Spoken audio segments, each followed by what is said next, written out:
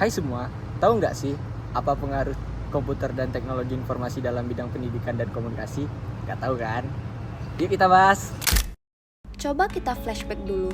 Dulu banget kalau mau ngobrol bareng teman atau keluarga yang jauh, biasanya kita harus kirim surat lewat pos. Bayangin, kita nulis di kertas, masukin ke amplop, terus tunggu berhari-hari bahkan berminggu-minggu sampai balasannya datang. 6 months later. Karena semua itu butuh waktu, tenaga, dan kesabaran, jadi komunikasi jarak jauh di masa itu bukan sesuatu yang instan, semuanya terbatas. Sekarang, wah jauh beda, tinggal buka aplikasi di HP, terus langsung bisa calling-calling deh. Dengan perkembangan teknologi, komunikasi jadi instan, gak cuma teks tapi juga suara video, bahkan bisa lintas benua. Sekarang pilihannya banyak banget, ada WhatsApp, Telegram, Line, dan lain-lain yang bisa bikin ngobrol lebih ekspresif. Media sosial juga bikin kita selalu update. Mau berbagi momen? Tinggal upload foto atau bikin story aja. Intinya, teknologi bikin komunikasi gak terbatas ruang dan waktu. Selain informasi juga menyebar lebih cepat, banyak juga sisi negatifnya. Misalnya, banyak orang yang gampang percaya sama hoax. Belum lagi masalah privasi dan keamanan data. Pernah dengar kan foto atau data pribadi orang bisa dipakai di internet tanpa izin, bahkan dijual di dark web. Ngeri banget kan? Makanya penting banget buat kita semua lebih waspada dan bijak dalam menggunakan teknologi. Salah satu tantangan lainnya yaitu cyberbullying. Kalau dulu mungkin ejekan atau perundungan hanya terjadi di sekolah atau lingkungan sekitar, sekarang hal itu bisa berpindah ke dunia maya dan dampaknya jauh lebih luas. Bayangkan, sekali ada komentar jahat atau postingan yang merendahkan, itu bisa langsung dilihat ratusan bahkan ribuan orang hanya dalam hitungan menit. Sekarang kita ke bidang pendidikan. Nah, di sini komputer dan teknologi informasi juga punya peran besar banget. Dulu belajar cuma terbatas di kelas, terus pegang buku cetak yang isinya itu-itu aja. Kalau mau cari tambahan materi, ya ke perpus. Jadi akses ilmu memang agak terbatas. Kalau sekarang, dengan komputer dan internet, kita bisa belajar dari mana aja dan kapan aja. Bahkan di perjalanan pun bisa buka materi lewat HP atau laptop. Kalau nggak ngerti, ya tinggal search Google aja. Atau nonton video tutorial di YouTube.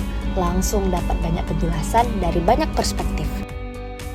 Sekarang, kita bisa cari artikel, e-book, atau bahkan simulasi interaktif yang bikin konsep lebih gampang dimengerti. Jadi, kalau ada materi yang susah banget dipahami di kelas, bisa searching-searching di rumah deh. Selain itu, kerja kelompok juga jadi jauh lebih mudah. Sekarang, cukup buka Google Docs, semua anggota kelompok bisa ngetik bareng secara real time. Atau kalau desain, tinggal buka Canva, semua bisa edit bareng di satu project. Kalau mau diskusi lebih intens, tinggal pakai Zoom atau Google Meet. Walaupun gak ketemu langsung, kita tetap bisa ngobrol tatap muka lewat layar, share screen buat jelasin materi, bahkan brainstorming bareng seolah-olah lagi duduk satu meja. Jadi, teknologi bikin kolaborasi lebih praktis, efisien, dan gak ada alasan lagi buat bilang gak sempet ketemu. Semua bisa jalan secara online. Google Classroom juga jadi salah satu contoh nyata gimana pengetahuan bisa tersebar luas. Guru bisa unggah materi, kasih tugas, dan siswa langsung akses lewat HP atau laptop. Bukan cuma materi dan tugas, guru juga bisa kasih nilai langsung di sana. Lewat platform kayak Google Classroom, kita jadi tahu nih deadline tugas atau informasi penting lainnya.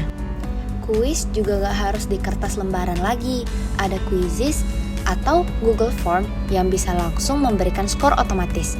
Jadi, siswa tahu hasilnya saat itu juga. Feedback dari guru pun bisa real time, misalnya lewat email, komentar di Google Classroom, atau chat grup kelas.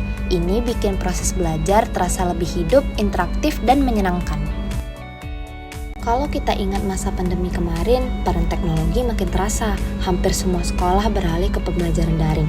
Bayangkan tanpa komputer dan internet, kegiatan belajar bisa berhenti total. Tapi berkat aplikasi seperti Zoom, Google Meet, kegiatan belajar mengajar tetap bisa berjalan. Meskipun ada tantangan, setidaknya mahasiswa atau siswa bisa mendapatkan ilmu walau dari rumah. Nah, sekarang udah tahu kan gimana pengaruh teknologi dan komputer di bidang pendidikan dan komunikasi. Jadi, teknologi ini ibaratnya pisau bermata dua. Jika kita menggunakannya dengan baik, maka kita akan menerima manfaatnya. Tapi jika kita menggunakannya dengan buruk, maka kita akan menerima dampak negatifnya. Jadi, gunakanlah teknologi dan komputer dengan bijak agar tercapainya pendidikan yang maju dan komunikasi yang sehat. Saya Abel Bidansari, pamit undur diri.